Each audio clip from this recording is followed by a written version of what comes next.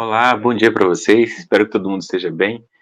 Mais uma vez começamos então mais um ano letivo. De maneira especial, acolho aqueles que não nos viram semana passada no Meet.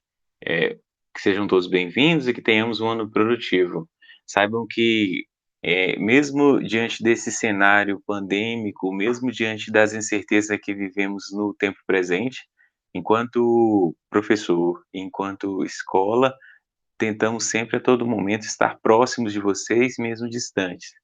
Por isso, então, a gente está tentando incrementar um pouco as nossas aulas, utilizando as ferramentas e até mesmo aplicativos que a Secretaria Estadual de Educação dispõe para nosso trabalho e para o atendimento de vocês. Hoje eu vou fazer então esse teste com vocês, postando esta aula aqui no YouTube, para que vocês possam ter acesso e ao mesmo tempo depois fazer um feedback para ver se foi bom, se não foi, se a gente pode continuar fazendo dessa forma, se a gente pode tentar pelo Meet, e ao mesmo tempo podermos estar mais próximos uns dos outros e ao mesmo tempo, buscando desenvolver o nosso conteúdo com qualidade e atendendo vocês a tempo e a hora. Saibam que mesmo postando o vídeo, vou estar durante toda agora amanhã à disposição de vocês para ajudar na sanar as dúvidas, ajudar a preencher ou responder ou ter acesso à prova diagnóstica ou até mesmo alguma coisa, alguma dúvida, questão, qualquer coisa que vocês precisarem, que estiver ao meu alcance, eu estou aqui à disposição para ajudar vocês.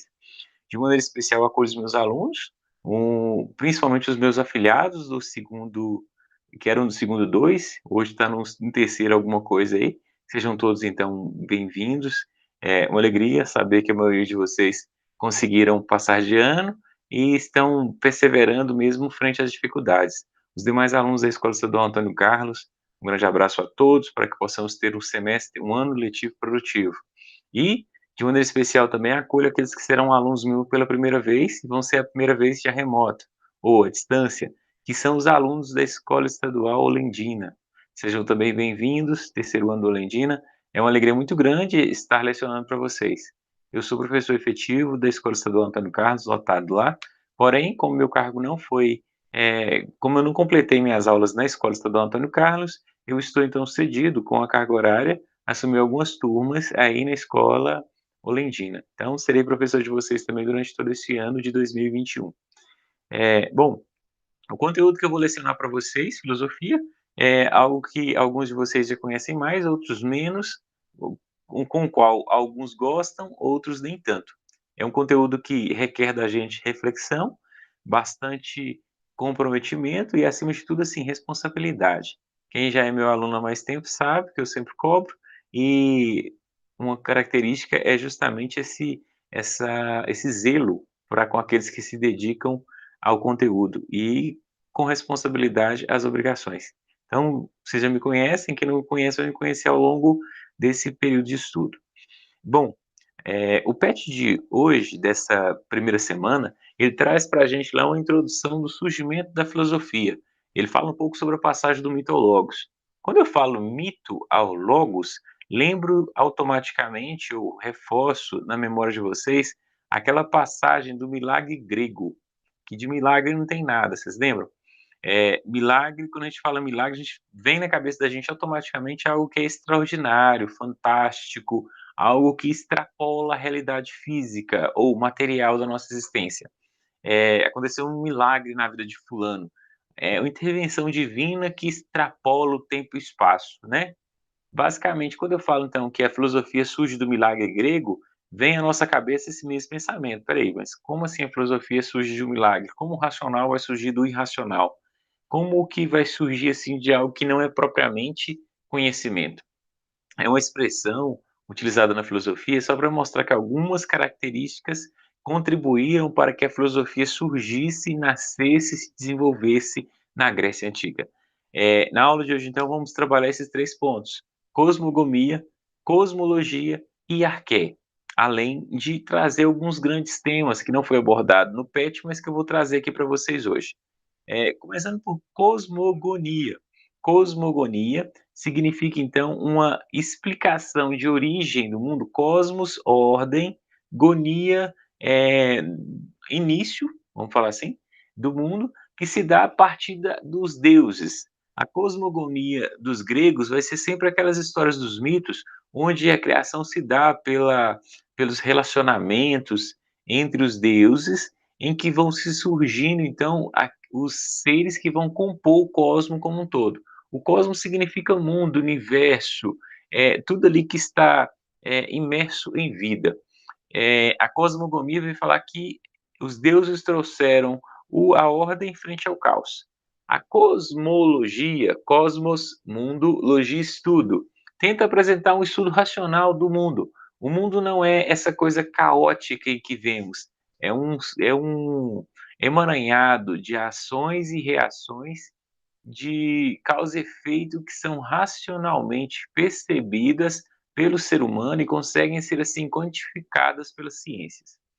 Basicamente, essa é uma definição, assim, grosseira de cosmologia e do que a filosofia vai trazer, então, para a humanidade, enquanto um pensamento, uma explicação racional da existência humana como um todo. Arquécias já sabem que é o princípio universal de todas as coisas, dos pré-socráticos. Para a gente não ficar repetindo essa parte introdutória que eu trabalhei com vocês lá no primeiro ano, eu vou seguir então no conteúdo, só relembrando alguns tópicos aqui que a gente já viu sobre a origem da filosofia a partir da Grécia Antiga. Vou projetar aqui minha tela para vocês, e a partir da projeção da tela, eu vou explicando então para vocês esses tópicos. Tá certo? Só um minutinho.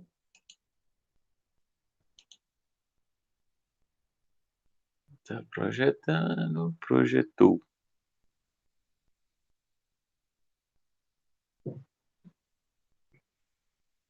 Só um minuto. Aqui, ótimo. Eu só dar um zoom aqui. Bom, para mim parece grego. Quando eu falo de filosofia, a gente sempre fica nessa, né? Às vezes um ou outro que tem mais apreço, a maioria nem tanto, mas a gente sempre fica pensando assim, nossa, mas você está falando grego, o negócio está muito complicado.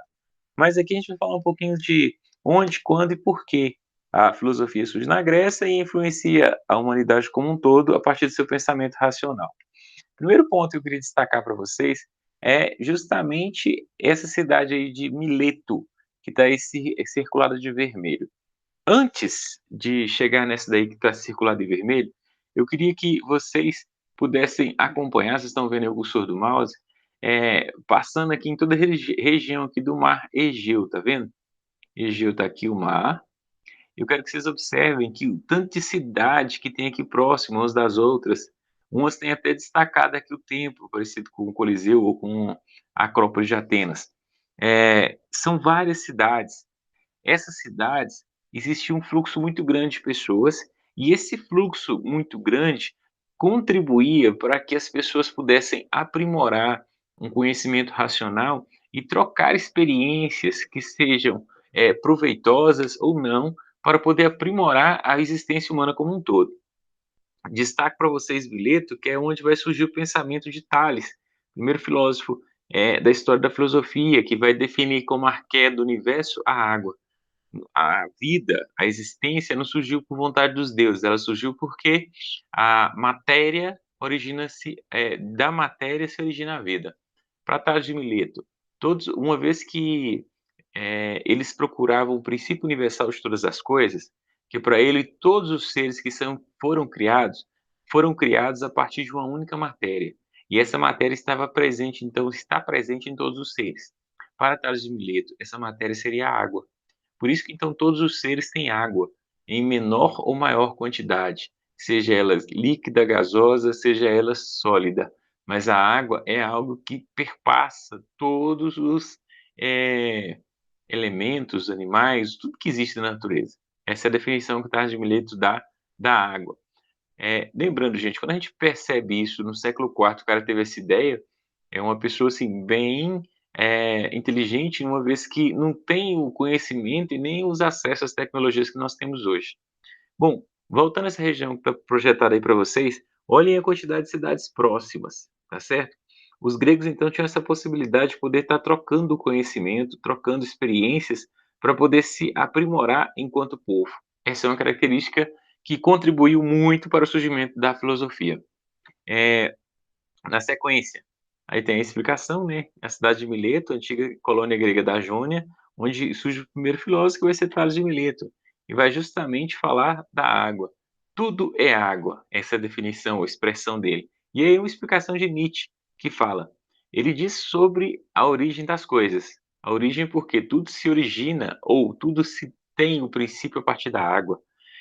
Ele faz isso sem imagens e fábulas. Ele não conta um mito, ele não conta uma historinha para que a gente possa entender que dessa forma um ser percebeu que a água não. Ele não conta nada disso. Simplesmente ele explica, olha, de maneira racional, a existência humana se dá pela água. E por fim, já contém a ideia de unidade das coisas. Existe uma linha de raciocínio que perpassa toda essa argumentação. E essa argumentação se solidifica justamente nos argumentos que são apresentados de maneira racional. Depois a gente vai estudar um pouquinho mais sobre Nietzsche, mas Nietzsche é um grande filósofo do pensamento contemporâneo. Bom, aqui então tá as razões que contribuíram para que a filosofia surgisse na Grécia Antiga. Primeiro deles, a questão geográfica que eu acabei de mostrar para vocês, em que nós percebemos o local geográfico ali que proporcionava, a partir das navegações e do fluxo de pessoas, essa troca de experiências e conhecimento. Um exemplo para vocês, a matemática surge, se desenvolve de maneira exímia no mundo no Egito, mas é com os gregos que nós temos o Teorema de Pitágoras, tá certo? Então, só para a gente poder entender que o egípcio tinha um conhecimento matemático muito prático, e nós, enquanto ocidentais na Grécia, temos um conhecimento mais reflexivo e conseguimos teorizar isso. Bom, depois houve a invenção da moeda. A invenção da moeda contribuiu para vamos falar assim, para o acúmulo de capital. Vamos pensar como é que a pessoa que vendia leite, por exemplo, como é que ele ia acumular capital ou acumular riqueza armazenando leite? Tem uma possibilidade de acontecer isso? Armazenando ovo? Não tem, gente. A partir do momento que surge a moeda, a riqueza passa a poder ser acumulada. E, ao mesmo tempo, mentalmente, o homem se desenvolve. Vamos pensar que esse papel aqui pode ser a mesma composição de uma nota de R$ 200. Só que a nota de R$ 200 vale muito, e esse papel aqui não vale nada. Se eu jogar esse papel no chão próximo de vocês, vocês vão simplesmente pisar e ignorar ou me xingar, que eu estou jogando lixo no chão. Mas se for a nota de R$ 200 e jogar no chão, é perigoso vocês pisar um na cabeça do outro e pegar essa nota. Porque se tá no chão não tem dono e é suas. E aí vai dar para gastar e comprar muita coisa. Algumas coisinhas, né? Do jeito que as coisas estão caras. Mas assim, o valor da nota está nela ou é eu que atribuo valor a ela? O valor da nota é o valor que eu atribuo a ela. E se é só papel, se acender pega fogo. Mas uma vez que nós valoramos esse material de forma diferenciada, ele torna algo importante e, ao mesmo tempo, ele é reconhecido como um objeto de valor para os outros que são os meus semelhantes. Só para a gente entender. Com a invenção da moeda, acaba que algumas colônias gregas ou algumas cidades-estados ficaram muito ricas e puderam, assim, custear a educação e até mesmo incentivo às artes, à filosofia e à literatura.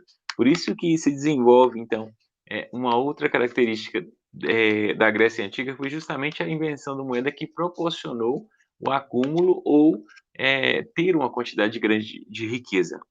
Depois, as viagens marítimas contribuíram muito para a troca de conhecimentos, uma vez que o pessoal estava sempre viajando. Era uma região que sempre teria pessoas saindo, chegando e partindo.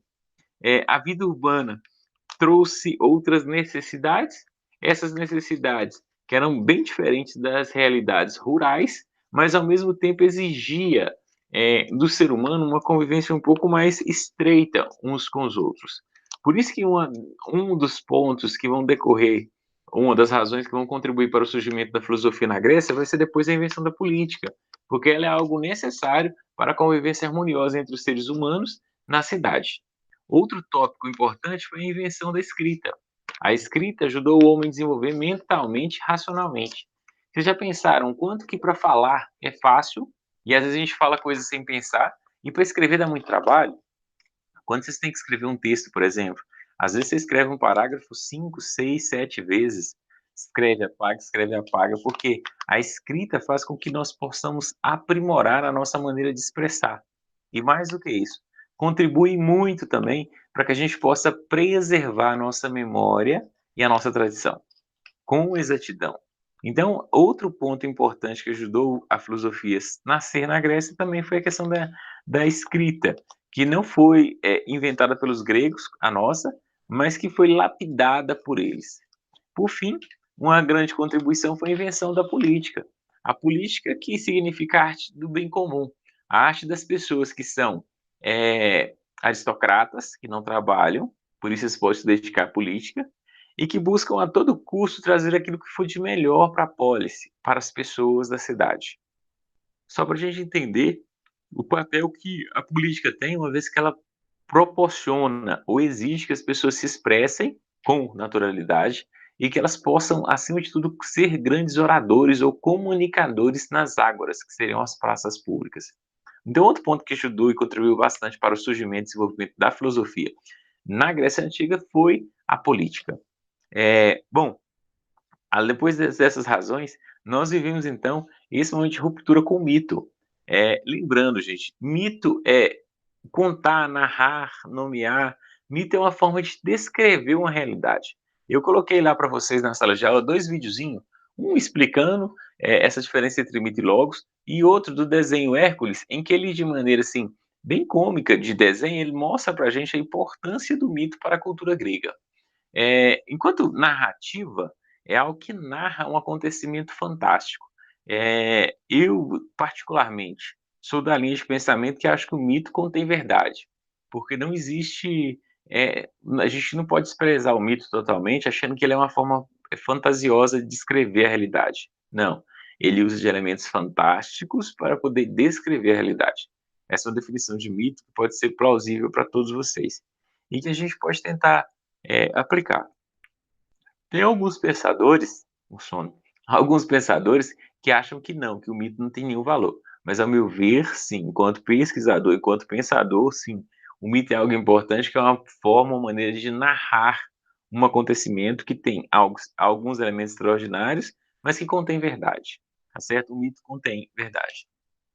Depois disso, nós então, em continuidade com o mito, tem um pouquinho essa historinha aí, de Parmênides, deixa eu ler para vocês. E a deusa, com boa vontade, acolheu-me com sua mão.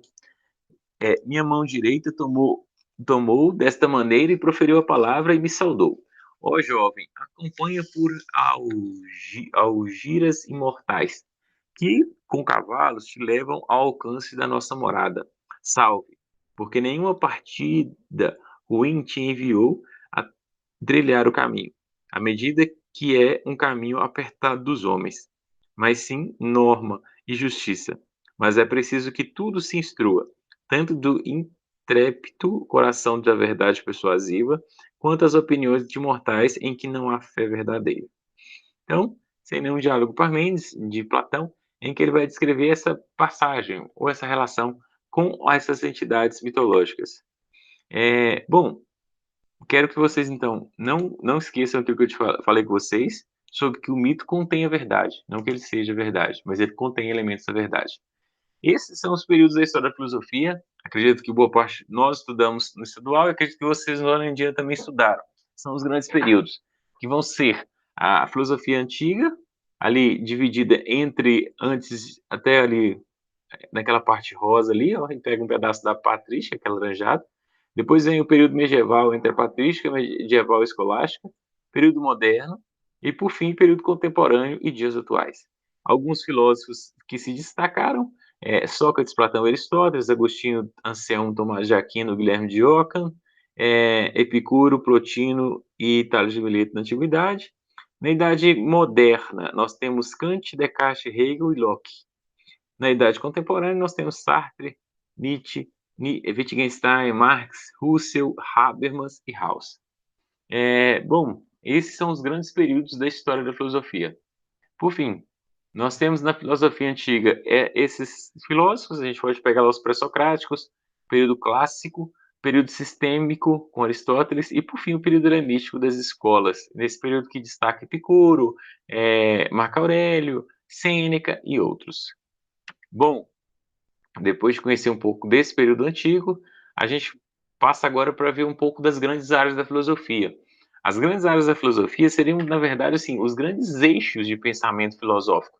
A meu ver, essa seria a matéria que nós vamos estudar aprofundada no terceiro ano. Se a gente estivesse na escola, a gente estaria estudando sobre isso. Mas agora a gente vai seguir um pouco o PET e eu vou incrementar para vocês para a gente não perder em qualidade. A metafísica ou ontologia, ela tenta estudar o ser. Então, a primeira coisa é explicar para vocês que meta significa além, além do físico. Vai tentar estudar um pouco sobre a alma, sobre a essência, aquilo que está lá no ímago, no ímpeto, bem no íntimo da existência humana. Um pouco daquilo que seria a psique, tá? Então, só para vocês entenderem assim, ó, a metafísica vai estudar aquilo que está além do plano físico. Bom, é um dos conhecimentos é um dos conteúdos mais densos e mais difíceis em filosofia. Outro conhecimento importante vai ser também a epistemologia. Epistem significa ciência em grego. Seria o estudo da ciência. Estudo das condições da gente poder conhecer ou não a verdade. Até que ponto a verdade é verdade ou até que ponto a verdade é simplesmente um objetivo de podermos adquirir, oferir poder, privilégio ou lucro. Ao mesmo tempo, a verdade, enquanto veracidade, ela se dá pela maioria ou ela se dá pela ciência? Ah, não, é porque eu acredito que tal coisa dá certo, eu faço. Tá certo isso? Não, eu acredito porque eu vi a veinha contando no Zap. Tá certo isso?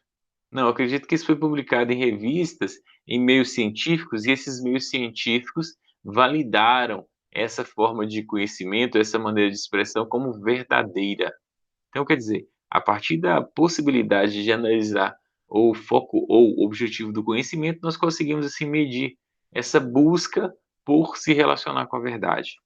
Outro campo do conhecimento importante é justamente a antropologia filosófica. Nós estudamos ano passado. A antropologia filosófica, ela tenta questionar um pouco a nossa natureza enquanto seres humanos. Que nós somos o quê? Seres humanos ludens, por isso que está lá música, blogs, moving, bebida. Somos um ser social, somos um ser de relacionamento, somos um ser que está a todo momento tentando ser ético, e somos uma pessoa que quer estar integrada totalmente com a sociedade como um todo, que ao mesmo tempo que tem as suas angústias, tenta a todo custo estar sempre mais resolvido, equilibrado e inserido em demandas sociais de trabalho. Bom, esse é um pouco da antropologia filosófica.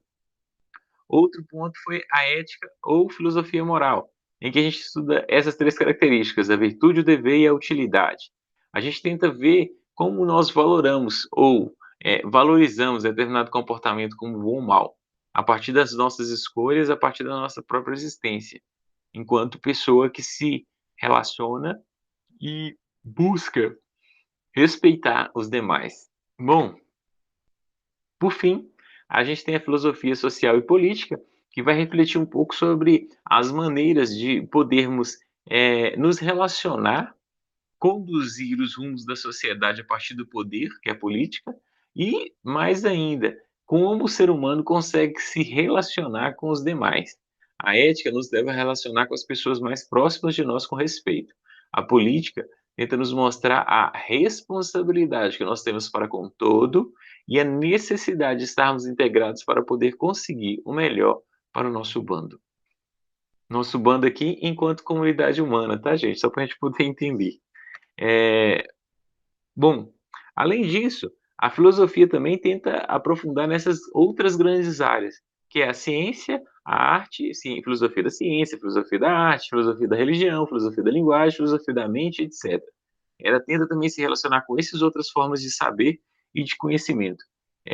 De maneira assim, bem integrada, a filosofia tenta, a todo custo, poder se relacionar com tudo aquilo que é próximo e tudo aquilo que é bem realista da existência humana. Bom, por fim, essa apresentação do Prez eu peguei do professor Emanuel Fraga, tá aí para vocês e eu vou disponibilizar o link lá na sala do Google também para vocês. Bom, a grosso modo, essa foi a nossa apresentação para vocês das grandes áreas da filosofia, áreas que são importantes, meios para poder nos relacionarmos cada vez mais e melhor com o saber, com o conhecimento e com o próximo. No formulário lá eu coloquei para vocês, deixei para vocês as 4 questões que estão lá no PET, leiam e respondam. Por favor, respondam para mim também o formulário de acesso à internet, porque a partir dele eu vou poder mesurar quem tem acesso, qual o acesso à internet vocês têm em casa, para a gente poder depois estar organizando Meet, ou estar organizando também até alguma live com vocês, para a gente poder estar explicando o conteúdo. Quando vocês lerem o formulário também, caso queiram, pode dar alguma sugestão para a gente estar podendo, para mim, enquanto professor, estar melhorando a aula para vocês e o nosso conteúdo poder se tornar cada vez mais acessível para todos vocês. No mais, obrigado a todos pela atenção, pela disponibilidade. Espero que todos tenham uma semana produtiva e que possamos estar próximos cada vez mais, mesmo longe, e possamos, com vida, vencer essa pandemia. Um abração a todos, que possamos ter um ótimo ano letivo. E mais, gente, vamos ter foco, né? Reprovar, fazendo PET à distância é a pessoa ser muito ruim de serviço, né? Péssima. Então vamos tentar focar um pouquinho para a gente poder fazer bem o terceiro ano e mais do que isso, poder ingressar na faculdade com qualidade e, acima de tudo, com responsabilidade, sabendo que foi mérito o terceiro ano que se encerrou.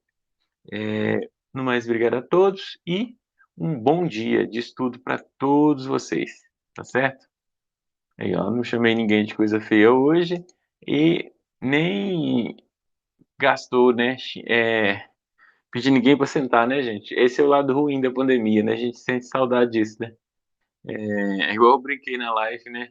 Tá com saudade, né, meu filho? De pôr alguém para fora da sala, né? Muita saudade. Mas logo, logo nos vemos, né, gente? Se a gente não vê, acredito que pelo cronograma de vacina, se a gente não vê logo, a gente vai ver mais no final do ano e a gente vai estar junto na aula da saudade, tá certo? Abração a todos, boa semana de estudo. Até mais, pessoal.